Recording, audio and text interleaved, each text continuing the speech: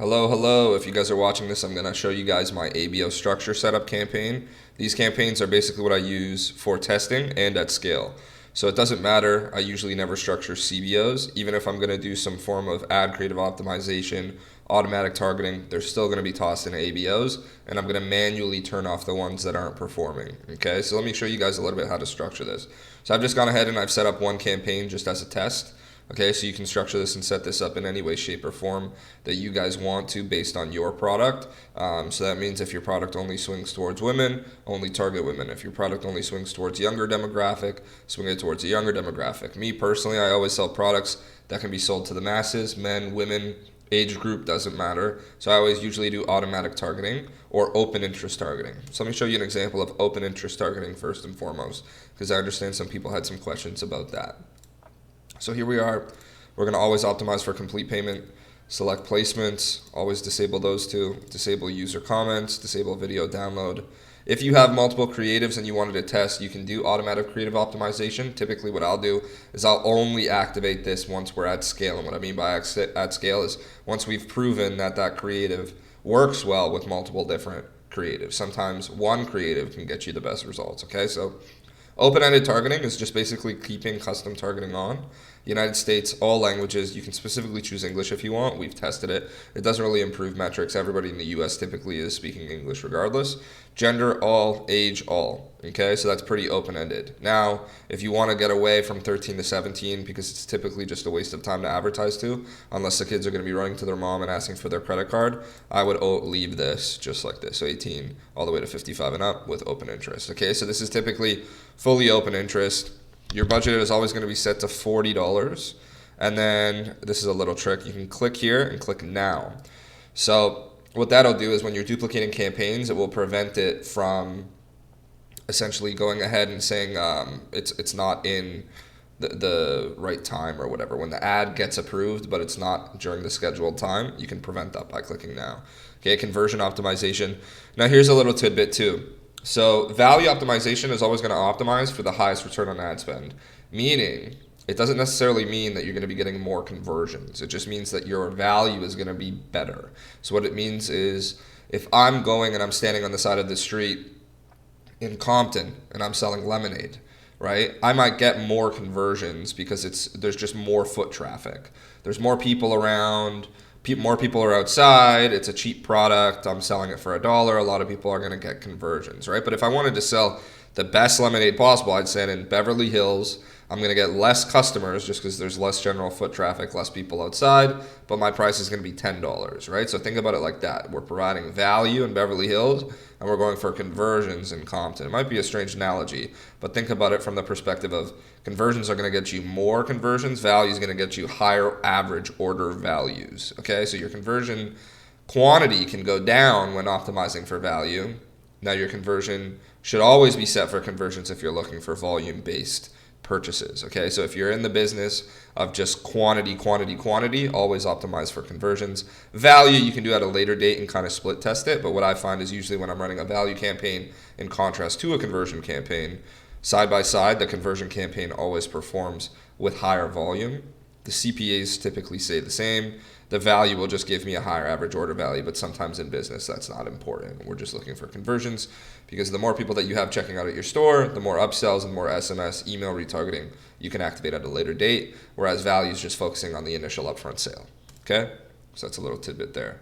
Now, this is just obvious. No cost caps. We're going to be doing lowest costs. Okay? So this is exactly an open-ended ABO, meaning we're doing custom targeting. We have both genders selected, and we have the age groups between 18 and 55 and up. Typically, what I'll do sometimes too is I'll just leave it all. So this is just open-ended. Okay, so we always have one open-ended campaign. Then we have one automatic targeting campaign. Okay, so automatic targeting is the exact same thing. We're running it all day. We're not doing day parting for this particular strategy. Always when you're duplicating, keep in mind that you want to go in and click now. That way it shows in schedule. Same thing, conversions. And then what I'm going to do too is I'm going to create one custom targeting, US, all genders, all age, with an open interest. Okay, so my open interest, depending on your product, let's do ordinary jewelry. Okay, so we have a audience size of 44 million to 54 million.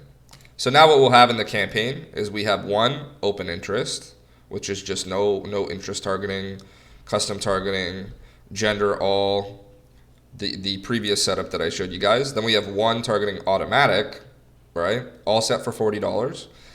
Automatic is just going to do the heavy lifting for you and try and optimize based on the advertising objective. So based on like just people that they think will check out. And then we have one that's one interest targeting. So it's custom, same setup as before, with a general interest of ordinary jewelry. Now you can swap this to whatever particular product that you guys are selling. Okay, so keep in mind, if you were to go to the campaign and do this, after you set up your initial campaign, I always recommend that you guys just do the automatic campaign first, okay? So just make sure that you guys are doing the automatic campaign first. Then I'd go in here, duplicate it 3 times. Okay, automatic, next. Then this is just a test ad, just for the sake of this video. I will just submit this. And I'll show you guys how to edit this.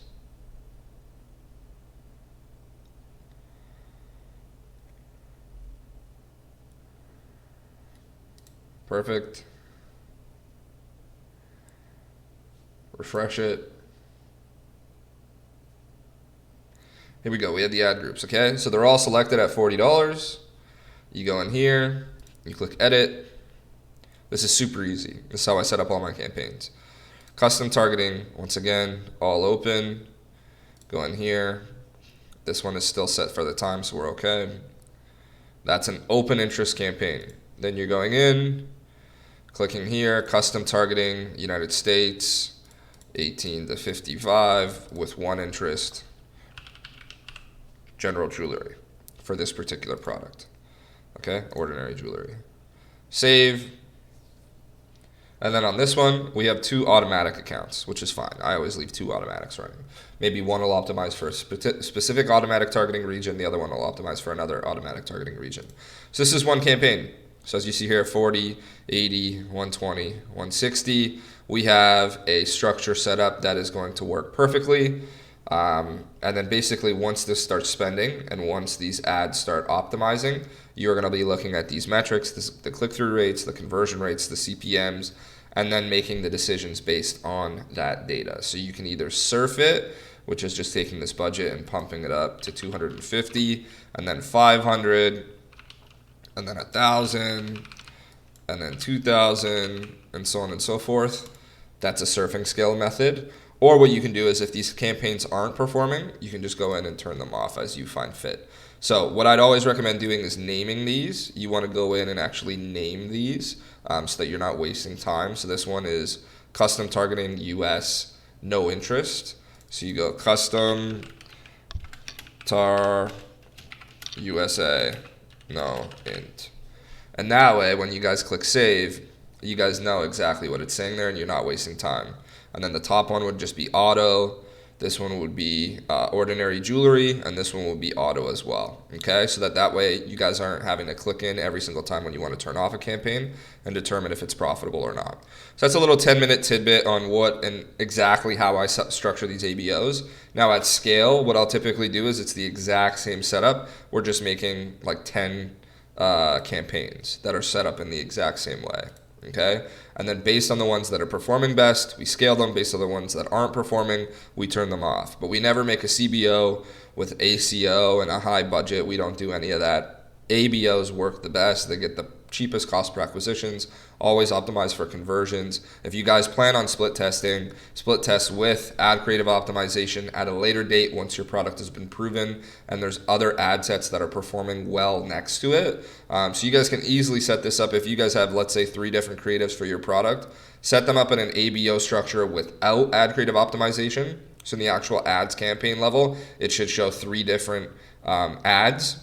That's totally fine. Let it spend on all 3. The ones that aren't performing, just turn off. And then you've already created a virtual ACO anyways. You're basically taking that data anyways and optimizing for the ad that's performing the best without having to focus on the TikTok algorithm to do that for you. Because what I'm finding is the more and more we give TikTok in terms of algorithm support to just basically do all the heavy lifting for us, the less results I tend to get, especially at scale. So when we're spending, a couple $1,000 a day, ABO structures and actually going in and manually making the difference between turning off campaigns and where to allocate the budget seems to work the best.